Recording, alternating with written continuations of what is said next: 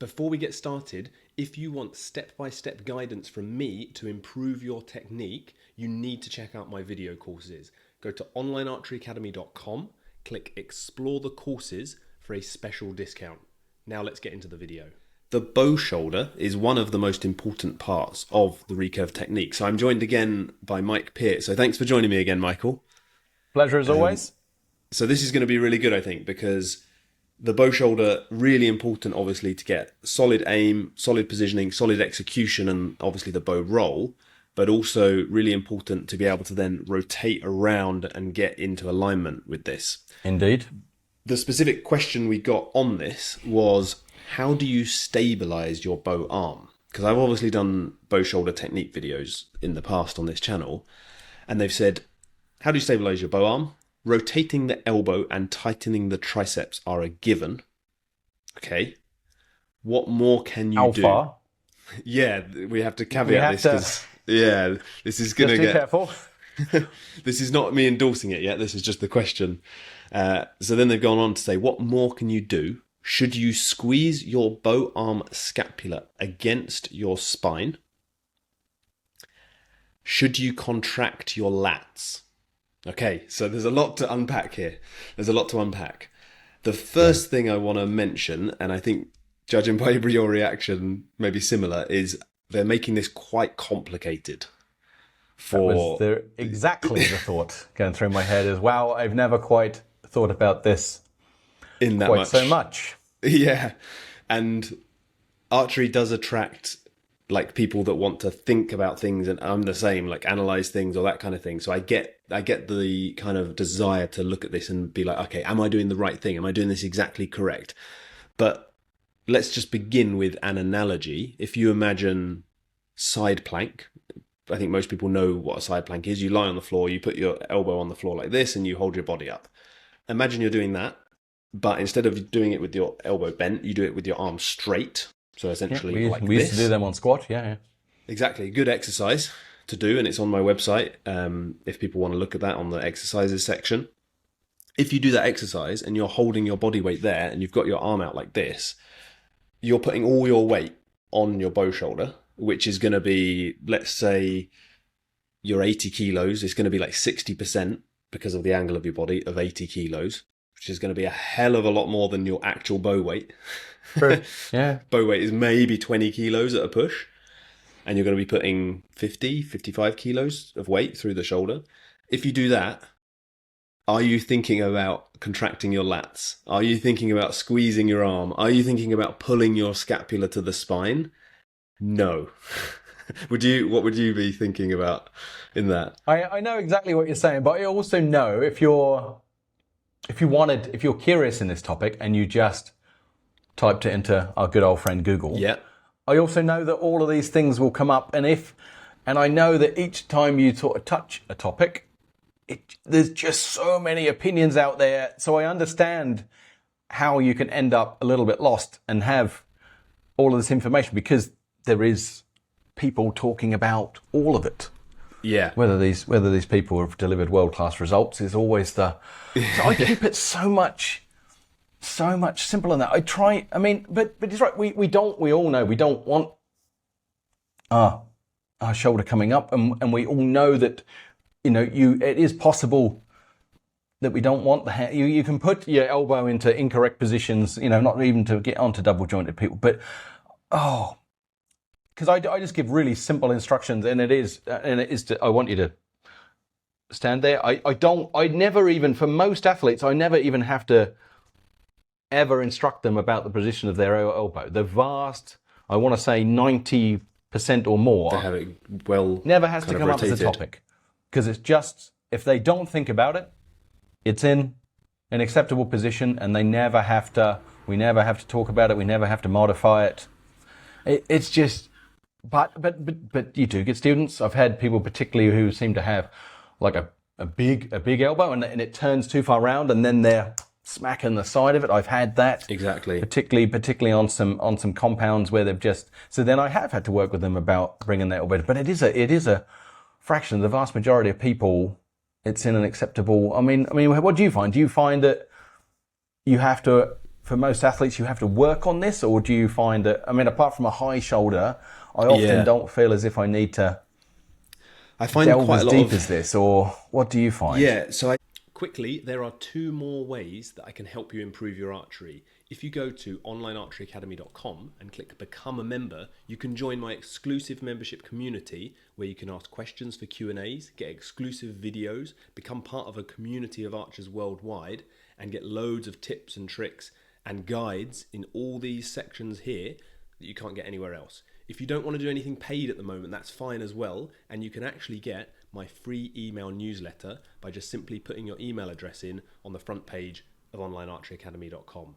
Now back to the video. I think there are a lot of issues with the bow shoulder, and it's probably one of the most, from the archers that I've coached, one of the things that people struggle with the most. But I feel like the best way to deal with it. You mean from an alignment point of view, rather than a little bit of alignment, or a little bit of height, and a little bit. If your bow's too heavy, the classic thing is coming up. So it's a little bit that's the classic. And then on the release, I see a lot of issues when we watch an overhead from the release. I see a lot of times there'll be a collapse on the moment of release, which is obviously really doesn't help the grouping. Okay. I know that would be a major red flag. I've not had anyone like that for a long time. So I think it will be useful for people to see. So I've got a video here. What basically I wanted to show is essentially, I'll make it a little bit bigger. But essentially I wanted to give some pointers, because the person is saying about all these things, and it's probably because they're struggling with a specific aspect of their bow shoulder. But I just wanted to show, you want to think of it simply, but obviously still do certain things. So for example, your set position here, you've obviously got the pressure point strong in the grip. You know, your hand is fully into the grip. And the thing that I particularly mention to people is from this area under the armpit, you want to feel like you're directing slightly downwards into the pressure point of the grip, which it sounds like you also did, right? I used to envisage that, not that I'm fascinated by food, but I had an ice cream scoop, and I'm scooping the ice cream into the ground. Yeah. That was the feeling of keeping it down. Okay, so I did think about it more than I. Yeah, so kind of like this way. And the key thing then, when you go to then raise, if I might just put this on half speed when I play back. When you go to then raise, the big thing that a lot of people end up doing is you can see just the edge here of the scapular blade. Mm-hmm. They let that retract back towards the spine, and then it's kind of game over. It's kind of hard from that point if you let that happen. You can struggle through, believe me, Ash. Yeah, that's true, yeah. So in this period, I always say there's two kind of big risk periods for the bow shoulder. One is when you're lifting the bow against the weight, when you're initially lifting the bow up. And then the next bit is when you're getting into alignment. Those are the two kind of riskiest parts of the shot. So you want to basically, through this raising up, you want to feel like you're still directing forwards. The arm is straight. You can see the tricep is a bit engaged, but I want to be clear that the tricep is engaged because the arm is straight. It's not that you're thinking about engaging the tricep. You shouldn't have to literally think about like individual muscles, because you're just going to like melt. Your brain is going to melt with all the things you're thinking about.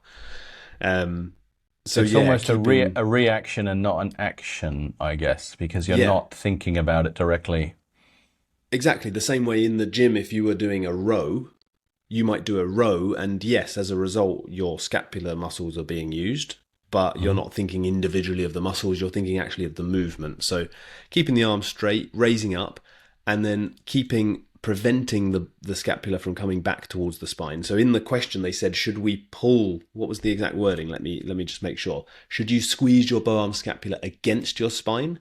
100% no. Just to be clear on that, because that's literally, you would be pulling it towards the spine. That's going to make it impossible for you to basically come around with the scapula here, and it's going to make it impossible to get good alignment. So definitely you don't want that. And then you want to basically keep, when you align here, you want to keep feeling under the arm. You can see the tricep is engaged. You can literally see it here as a result of the straight arm. And you can see crucially, I never once thought about that. Never once thought about it. No, me neither. It's not a literal thing you're consciously thinking about, is it? No, not at all. Yeah. I do And the appreciate your crucial low thing- body fat at the time. It's good for the muscles. Yeah, it's easier It- to- It's great for visibility, though, isn't it? It's really good. Yeah. And what everyone watching this needs to do is take a video without a t-shirt on, like this, so that you can review it at home. And you want to make sure that basically you're not allowing your scapula to push back towards your spine as you draw the bow. A lot of people, as you draw in, you'll see this front collapse, and you can see how far the draw scapula comes around. If that front one has collapsed, you won't have any space for the draw side.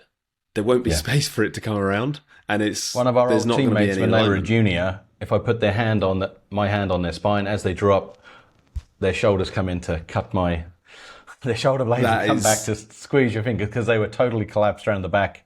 Yeah, And straightening that out, I want to say put 2 inches on his draw length in one day. And yeah, I made can believe that. all limbs and all arrows obsolete in one fine move. That was Yeah, because this was back 2 inches, and straightening it that's out the- was all arrows too short. So sorry. Yeah. And then the second part of the question here was, should you contract your lats?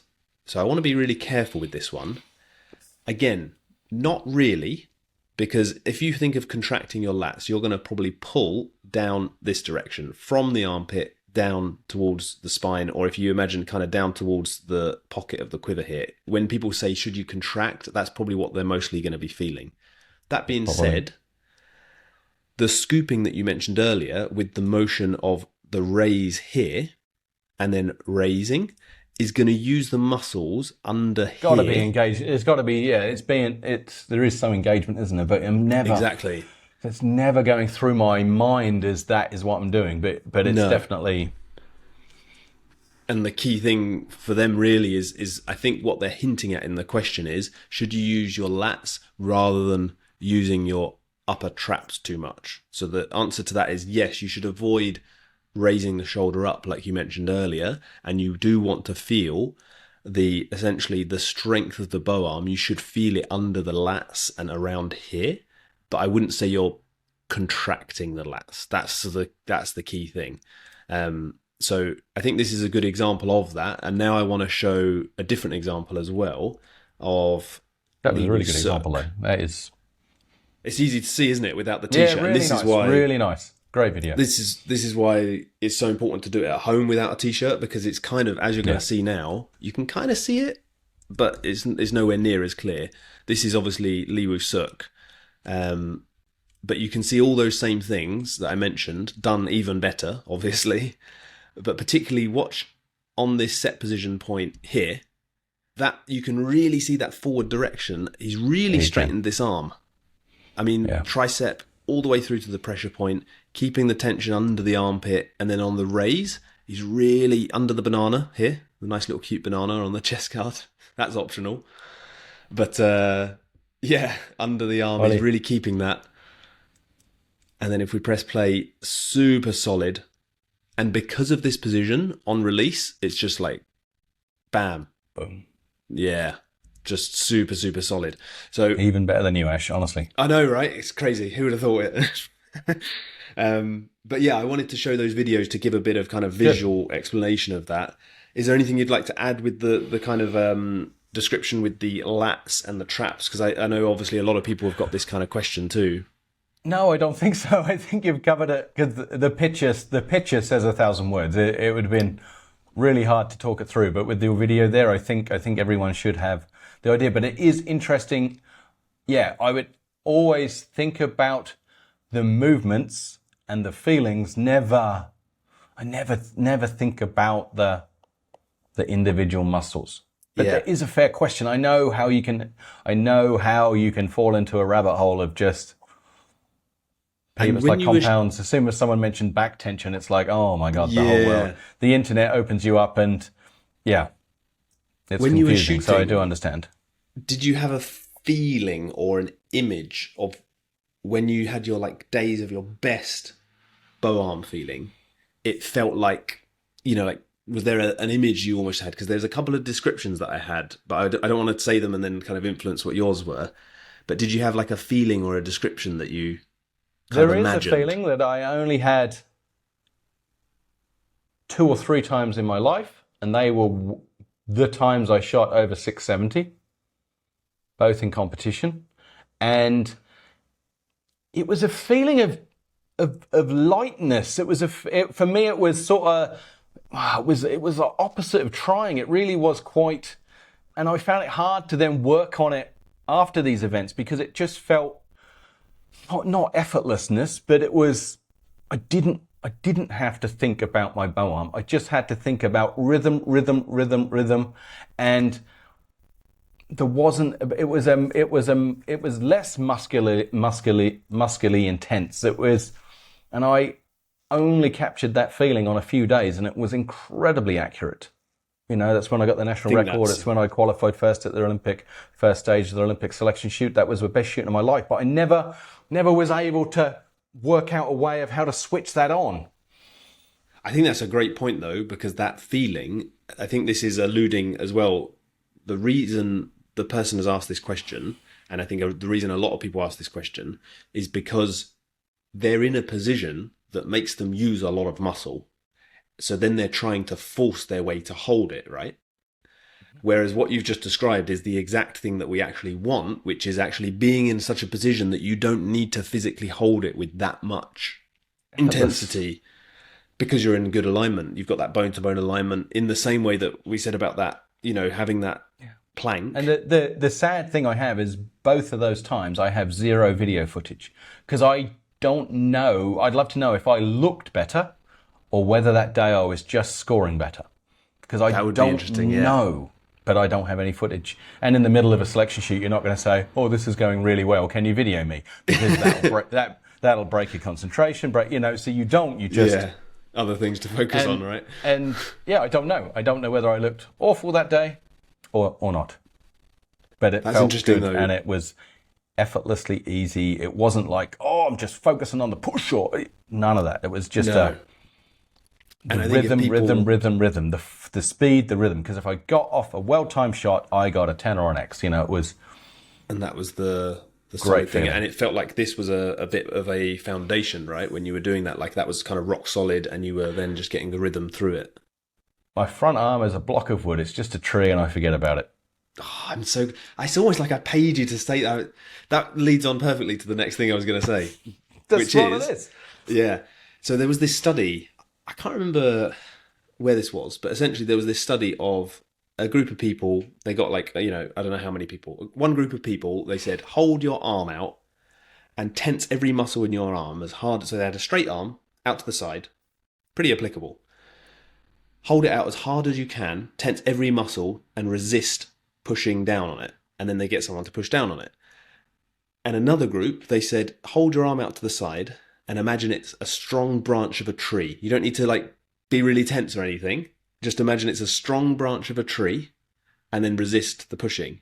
And the group that tensed every muscle was much easier to push their arm down, because there's so many fighting contractions of all the muscles, and the group that was just relaxed and had the tree branch that you just had.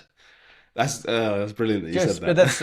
But I know every archer is different. I know I never have to think about that. And I know there's other athletes, that's the key focus of their whole day's competition. Whereas me, it's always release. And my release came from the timing. So timing was king. But yeah, I just never had to think about the front, And I know it's not the same for everyone. So sometimes that's not helpful advice, because no, but I think what is helpful is I think most top archers would have that feeling at one point or another.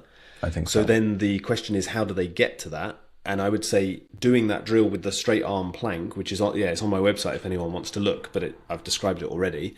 But the great thing about that drill is you can do the straight arm plank, and you're going to have your arm like this, and you can test for yourself. Let your scapula go to the spine, like the person said, and see how it feels. And then push it to the place here. And then just fall a little bit, like you got bad alignment, and see how that feels. And then twist your body.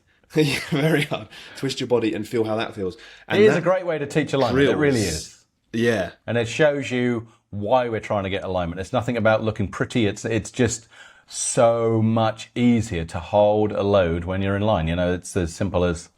Yeah. It's just because physics and engineering, isn't it? It's... if you or hold that as biomechanics, well, I should call it. yeah. But if you hold that weight, like I've had archers say to me, like, I'm too weak, I can't hold my bow shoulder. And I've said to them before about the amount of weight that they're actually putting through when they do a side plank, and that's at least double what your bow weight is. So it's not quite a strength thing if that's the case, is it? It's the positioning and getting into alignment. So much of what we think is strength is more muscle memory, and the muscles don't know the correct position, so they can't maintain it. But there's not actually a pure strength thing like that. Yeah. So yeah, hopefully that's been helpful. A little bit, we kind of went through a couple of different kind of avenues there, but definitely if you haven't tried that drill already with the side plank, definitely try that. Definitely do the video without the t-shirt as well, so that you can check how your bow shoulder looks. And I know I always go on about this, but an overhead video to check Best your shot alignment. there is. It's so good, isn't it? So much. You can see more from above than anything else. It's fantastic. So it's a really good angle to do. So let us know in the comments what your thoughts are on maybe if you've learned something today with the positioning of the bow shoulder. If you've got any further questions specifically on the bow shoulder, because this seems to be probably the most, it's like bow shoulder and release are probably the two biggest questions that I get asked a lot. And maybe we can cover that in a future video.